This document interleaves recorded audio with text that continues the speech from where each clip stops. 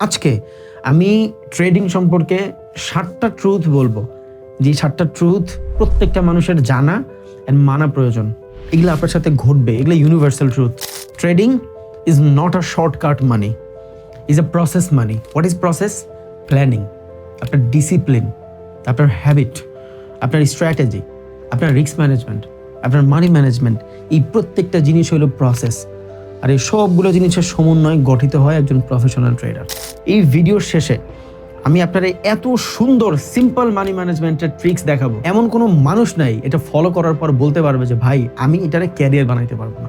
$100 থেকে রিস্ক চান, দৈনিক 5% রিস্ক নেবেন। কত হইলো এখানে?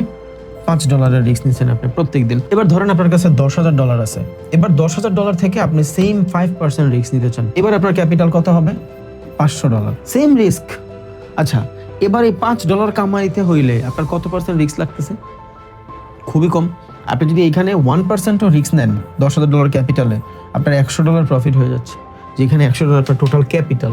একটা জায়গাতে প্রফিট করছি, অনেক বেশি কনফিডেন্ট ফিল হচ্ছে, প্রচুর কনফিডেন্ট ফিল হচ্ছে। ওকে, মার্কেট আজকে আমার কথা শুনতেছে, তাহলে অফ ক্যান করলেন, হোল্ড করতেন। তো হোল্ড না করে কাইটা দিয়ে আবার সেম জায়গা থেকে ট্রেড নেওয়ার তো কোনো মানে নাই। মাল্টিপল ট্রেড এক্সিকিউট করা ঝামেলা, একটা টাইমে একটাই ট্রেড। যদি হোল্ডিং করার ক্যাপাসিটি আপনার না থাকে তাহলে আপনি ট্রেডারই না। মানুষ বলে ট্রেডার হইতে 10 বছর লাগে, ট্রেডার হইতে 20 বছর লাগে, 5 বছরের এক্সপিরিয়েন্স লাগে, 1 মাস লাগে আফটার লার্নিং। আমার কাছে শেখার পর আপনার 1 মাস লাগে। এই হলো আপনার টোটাল সার্কেল। আপনার মনে হয় এখানে কোনো ধরনের জুয়া টাইপের কিছু আছে?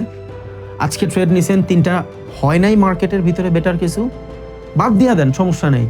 আপনি আইপিএল এর জুয়া খেলতেছেন না যে এই ম্যাচটা শেষ হয়ে গেলে আপনি আর ট্রেড এক্সিকিউট করতে পারবেন না।